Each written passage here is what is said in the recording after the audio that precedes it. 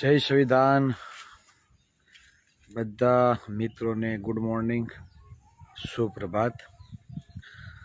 કાલે ઘણા મિત્રોએ મારા પર્સનલમાં ફોટા મૂક્યા।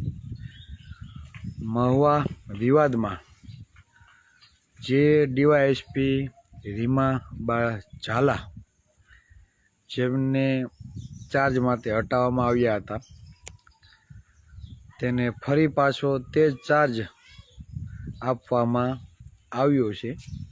તે બાબતના સમાચાર ઘણા મિત્રોએ મને વોટ્સઅપમાં પર્સનલી મૂકેલા છે કે ચિરાગભાઈ, જે ડીવાયએસપી મદદગારીની શંકા હતી નવનીતભાઈના બનાવ ઘટનામાં, તે જ રીમાબા ઝાલાને ફરી પાછો ચાર્જ આપવામાં આવ્યો। ઘણા બધા મિત્રોના SMS હતા, તો તે બાબતે થોડીક ચર્ચા કરીએ। સમાજને જે સમજવાનું છે તે જ છે કે સત્તાની તાકાત શું છે। ગમે એટલા બરાડા પાડશો, ગમે એટલા મને SMS મોકલશો, ગમે એટલા ફેસબુક સોશિયલ મીડિયાના માધ્યમથી તમે SMS મૂકશો કે કોળી સમાજને બાજ્યા પછી ડામ એવું કંઈક હોય ને, તો એનાથી આપણે સમાજને જાગૃત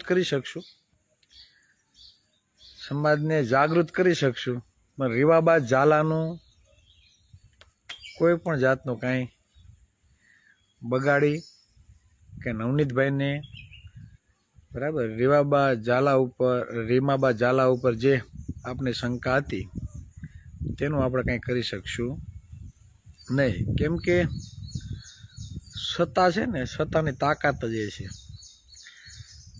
એ હાથીને અંબાડી ઉપર પણ બેસાડી દે અને જમીન ઉપર પણ લઈ આવે। બદલી બઢતી એક જગ્યાએ બીજી જગ્યાએ, આ બધો સત્તાનો ખેલ છે। કાંઈ ચિરાગભાઈ સહી કરે ને રીમાબા ઝાલાની બદલી થઈ જાય, એને ચાર્જ આપી દેવું નથી। જે લોકો સત્તામાં બેઠા છે, સત્તા જેના હાથમાં છે તે મજબૂત છે, અને તે જ લોકો આપને ઉલ્લુ બનાવવાના ધંધા કરી રહ્યા છે, અને જેનો ભોગ આ સમાજ બની રહ્યો છે। અને આ સમાજની જે આત્મસન્માન છે તેને ઠેસ પહોંચાડવાનું કામ આ સત્તામાં બેઠેલા અમુક જાતિવાદી લોકો દ્વારા આપને નીચું દેખાડવાનું કામ એ લોકો કરી રહ્યા છે। જે પીઆઈ અને ડીવાયએસપી ઝાલા દ્વારા જે આરોપીને સાવરવાની કોશિશ કરવામાં આવી હતી કે અજાણ્યા શખ્સો, અને ત્યારબાદ FIR થઈ, તરત જ ડીવાયએસપી રીમાબા ઝાલા નિવેદન આપી દે છે કે સંપૂર્ણ તપાસ અમે કરેલી છે અને તેમાં ક્યાંય પણ માયાભાઈ કે એના દીકરાનો હાથ નથી।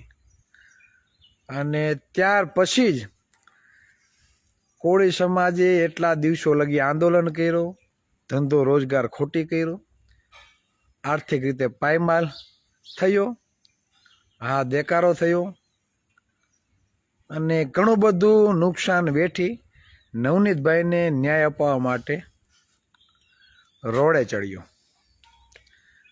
આ અધિકારીઓની જે આરોપી પ્રત્યેની મદદગારી હતી, જે આપને શંકા હતી, તેને કારણે જ આ ઘટનાનું મોટું બધું સ્વરૂપ મળ્યું, અને આજે તે જ રીમાબા ઝાલાને ફરી પાછો ચાર્જ આપવામાં આવ્યો। એટલે સમાજને શાંત પાડવા માટે અમુક નિર્ણય લે કે બેન તમે મહિનો દોઢ મહિનો તમે સાઈડમાં આવતા રહ્યો, પછી પાછા તમને લઈ લેશો એટલે આ લોકોનો જે ઓહાપો હોય એ શાંત પડી જાય. એટલે કહેવાનો મતલબ એ છે કે તમારા ઉપર ઘણા બધા અન્યાય થાય, અત્યાચારો થાય, પણ એ અધિકારીઓનું આપણે કાંઈ બગાડી શકતા નથી. કેમ કે સત્તા પક્ષ દ્વારા જ આવા અધિકારીઓને સાવરવાની કોશિશ કરવામાં આવે છે. અમુક ઉદાહરણ તમને આપી દઉં. જીપીએસસીમાં જે મોક ઇન્ટરવ્યૂ લેવામાં આવે છે, તે મોક ઇન્ટરવ્યૂમાં લેખિતમાં સારા માર્ક આવેલા ઓબીસી એસસી એસટી સમાજના ઉમેદવારોને મૌખિકમાં ઓછા માર્ક આપવામાં આવે છે, લેખિતમાં વધુ આવ્યા હોવા છતાં. આ જ મોક ઇન્ટરવ્યૂની જે સિલેક્શન કમિટીના જે સભ્યો છે તે અન્ય સમુદાયના શિક્ષણધામમાં મોક ઇન્ટરવ્યૂ લેવા જાય છે. તમે વર્ષ દિવસ પહેલાં જો જે આક્ષેપો જીપીએસસી ઉપર જે લાગ્યા હતા, હસમુખ પટેલ ઉપર જે લાગ્યા હતા, તો આ હસમુખ પટેલ જે છે જીપીએસસીની જે કમિટી છે તેનું આપણે શું બગાડી લીધું. આજની તારીખમાં હજી પણ ઘણા બધા આંકડાઓ આપણી પાસે છે કે જેમાં ઓબીસી એસસી એસટી સમુદાયના યુવાનોને વર્ગ 1 અને 2ની મૌખિક ઇન્ટરવ્યૂમાં અન્યાય થાય છે, જ્યારે ઈડબ્લ્યુએસના ઉમેદવારોને ધાર્યા કરતાં વધારે માર્ક આપવામાં આવે છે મૌખિક ઇન્ટરવ્યૂમાં, અને એનું સિલેક્શન કરવામાં આવે છે. આ નોકરીઓ આપણે ખવાઈ જાય છે, અને જે અધિકારીઓના ભોગે ખવાય છે તો તેના માટે કોણ અવાજ ઉઠાવશે? એ અધિકારીઓનું કોણ કાંઈ બગાડી લે છે? એ અધિકારીઓને કોણ સબક શીખવાડશે? કોર્ટમાં તો ઘણી બધી અરજીઓ પેન્ડિંગ પડી છે. ન્યાયપાલિકા તો ધીમી ગતિએ ચાલે છે.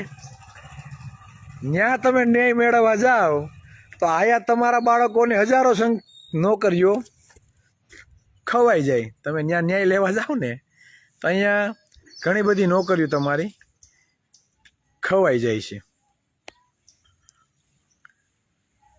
ત્યારબાદ જે ભરતીઓ થાય છે, પછી શિક્ષકની હોય, તલાટીની હોય, કંડક્ટરની હોય, પટ્ટાવાળાની હોય, કોઈ મહાનગરપાલિકામાં બદલી હોય, પીઆઈની હોય, પીએસઆઈની હોય, કોન્સ્ટેબલની હોય, એસઆરપીની હોય, ઘણી બધી ભરતીઓ થાય છે. તેમાં આજે પણ એ લોકો રોસ્ટરથી પદ્ધતિ કરે. રોસ્ટર જે આરક્ષણમાં 90% સમાજને ખબર નથી કે આરક્ષણનું મહત્વ શું છે ને રોસ્ટરની શું ખબર પડવાની ભાઈ. તો જે અધિકારીઓ દ્વારા રોસ્ટર મુજબ રોસ્ટર મુજબ ભરતી કરવામાં આવે છે ને આ ભરતીમાં 60% ઓબીસીને માત્ર 27% આરક્ષણ આપવામાં આવે છે ને 27% લેખે ભરતી થતી નથી. 27ની જગ્યાએ 15%, 16%, 17%, 20% ભરતી કરવામાં આવે છે. એની જગ્યાએ ઈડબ્લ્યુએસની 15%, 20% પણ ભરતી કરવામાં આવે છે. તો આ બાબતે જે લોકો મિલીભગત કરે છે તો તે અધિકારીઓનું શું, એનું કોણ બગાડી શકશે? એના ઉપર કોણ એક્શન લેશે? તો કે કોઈ નહીં, બરાડા પાડવાના. અને આ જ રીતે આપણા વિદ્યાર્થીઓને, આપણા ઉમેદવારોને જે અન્યાય થાય છે એ સહન કરવાનો. પણ એ અધિકારીઓનું કાંઈ તમે બગાડી શકશો નહીં. ત્યાર પછી તમે મહુવા જોઈ લ્યો, તમે પીછવી લઈ લ્યો, તમે જસદણનું વિસ્યા તમે લઈ લ્યો, તમે આપણે હળવદ તમે લઈ લ્યો, સુરત દક્ષિણ ગુજરાતમાં તમે જીવા બુડિયા તમે લઈ લ્યો, આવી ઘણી બધી બાબતો છે કે જે જગ્યાએ આપણા સમાજના લોકોને ટોળું કાબુ કરવાના નામે ઓર્ડર આપવામાં આવે કે જાઓ તમે ટોળું કાબુ કરો, અને આ જ પોલીસવાળા પથ્થરમારો કરે ટોળા ઉપર. કડદા કાંડમાં તમે જોયું, ઘરમાં ઘૂસી નિર્દોષ લોકોને ઘરમાં ઘૂસીને મારવામાં આવે છે ખુલ્લેઆમ. મજૂરી કામ કરવાવાળા સવારે ઉઠીને કામે ગયા હોય અને તે પછી પાછા સાંજે ઘરે આવે. કોઈ હીરાની ઘંટી ચલાવતા હતા, કોઈ બીમાર હતા, કોઈ મહેમાન આવેલા હતા, આ બધાને વીણીને ઠોક્યા. વિષયામાં પથ્થરમારો કરવામાં આવ્યો. મહુવામાં આપણા સમાજની બેની દીકરીઓના જે ચામડી હોય ને, બરાબર, વાહન ઢીંડા હોજવાડી દીધા, લાલ ને કાળા સાંભા કરી દીધા. તો જે અધિકારીઓએ, જે આઈપીએસ અધિકારીએ ઓર્ડર આપ્યો કે જાઓ ટોળું કાબુ કરો ને ઠોકો, તો આ અધિકારીઓનું આપણે શું બગાડી લીધું? જે લોકોએ તમારા ઉપર 307 ખોટી દાખલ કરવામાં આવી, તો ખાલી ન્યા જઈને આશ્વાસન દેવાથી કાંઈ થતું નથી. પીડિતોને મરીને આશ્વાસન દેવાથી કાંઈ થતું નથી. તો આ બધા અધિકારીઓને સાવરવાનું કામ કોણ કરે છે ને આપણા ઉપર 307 દાખલ કરવાનું કામ કોણ કરે છે એ પણ વિચારવું રહ્યું. હંમેશા અન્યની બૂમો પાડે રાખવાની. તમે જો જિગ્નેશ મેવાણી, રાજકોટમાં જે બનાવ બન્યો અને જિગ્નેશ મેવાણીની જે ધારાસભ્ય તરીકેની ફરજ તમે જો કે અન્યાય સામે કઈ રીતે અવાજ ઉઠાવે છે. ઓબીસીના એક પણ નેતા મને બતાવો કાંઈ એસપીના મહમા ઊભું રાખીને એમ કીધું હોય જેને ઓર્ડર આપ્યો હોય, કેમ ભાઈ કોણે મારવાનો ઓર્ડર આપ્યો આ ટોળાને? હાલો ટોળું કાબુ કરવું છે તો તમારી જે કાયદાકીય રીતે તમારી જે મર્યાદા છે મર્યાદામાં રહીને ટોળું કાબુ કરો. પણ નિર્દોષને કેમ ઠોક્યા છે? નાના બાળકોને કેમ ઈજા પહોંચાડે? આવું કોઈ કીધું ખરા? તો કે નહીં.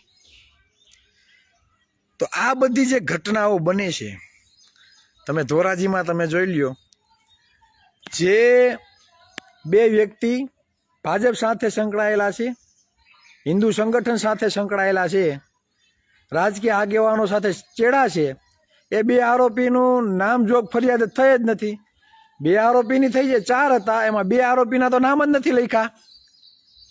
2 આરોપીના નામ જ નથી લખ્યા. તો એને સારવાનું કોણ કરી રહ્યું છે? સમજાય? આ બધી સત્તાની તાકાત છે, સત્તામાં જેની વગ છે એ આ બધું કરે છે. અને એનો ભોગ આપણે શિક્ષણની મોટી વાતો પણ કરીએ છીએ, અને શિક્ષણની જે નોકરીઓ ખવાય છે, શિક્ષણમાં જે ગેરરીતિઓ થાય છે, સરકાર દ્વારા પાટીદાર સમાજ અને ક્ષત્રિય સમાજના કેસો પાછા ખેંચાઈ જાય, આપણે કાંઈ વાંધો નથી, આપણે ફૂલ સપોર્ટ છે. ઈડબ્લ્યુએસને 2000થી પણ વધારે કરોડનું નિગમમાં ભંડોળ ફાળવવામાં આવે, આપણે રાજી છીએ, આપણે કાંઈ વાંધો નથી. પણ આપણું શું? ટેક્સ આપણે પણ ચૂકવીએ છીએ, મત આપણે પણ આપીએ છીએ, બંધારણમાં જે સમાનતા છે એના દાયરામાં આપણે પણ આવીએ છીએ, અને આપણે પણ આ દેશના, આ ગુજરાતના નાગરિક છે ને આપણે પણ સમાનથી જીવવા માટેનો અધિકાર છે. અને આપણે પણ જે રીતે ઈડબ્લ્યુએસને સમાનતા મળે છે એ જ રીતે ઓબીસી SC ST સમાજને પણ સમાનતા મળવી જોઈએ. એ આપણો અધિકાર છે, આ કોઈ ભીખ નથી. એટલે કહેવાનો મારો તાત્પર્ય એ છે કે બરાડા બૂમો પાડવાથી 90% સમાજને રાજકીય પક્ષો યારે કાંઈ લેવા દેવા નથી. એક બાજુ આવતા રહ્યો, 90% સમાજને કાંઈ પક્ષો યારે લેવા દેવા નથી. એક બાજુ બધા આવતા રહ્યો, આ દુશ્મનોને ઘૂંટણિયા પાડી દે. સત્તાની તાકાત છે ને કંઈક અલગ છે. સત્તાની તાકાત કંઈક અલગ છે. આ વિચારો, આ સત્તાના જોરે બધું થાય છે. 90% સમાજ એક બાજુ આવતા રહ્યો, દુશ્મનોને ઘૂંટણિયા પાડી દે, અને આપણી પાસે એક મતની ભીખ માગતા થઈ જાય. આ મેં તમે બાંહેધરી આપીએ છીએ. એટલે લડત બહુ મોટી છે, લાગશે વાર પણ આવશે મજા, પણ મક્કમતા સાથે એક વિચારધારા સાથે અમારી લડત ચાલુ છે અને ચાલુ રહી છે. એમાં કોઈ શંકાને સ્થાન નથી. એટલે કહેવાનો મતલબ એ છે કે જે પણ ઘટનાઓ બને છે ખાલી બરાડા પાડવાથી કાંઈ નહીં થાય. એ ઘટના શા માટે બને છે એના માટે તર્ક કરવું પડે.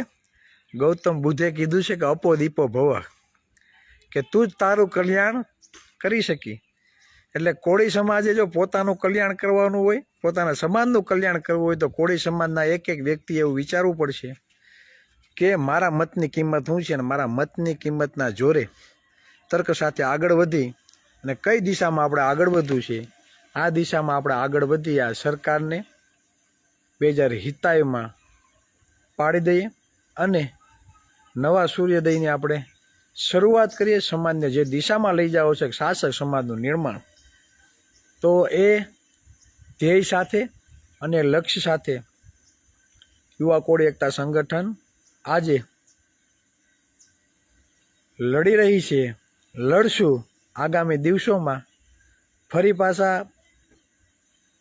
ગામે ગામ, તાલુકામાં કાર્યક્રમો પણ થશે અને આગામી દિવસોમાં અમારા જે પણ તાલુકાના કાર્યકર્તાઓ છે, જિલ્લાના કાર્યકર્તા છે, ગામે ગામ મિટિંગ પણ ચાલુ કરશે.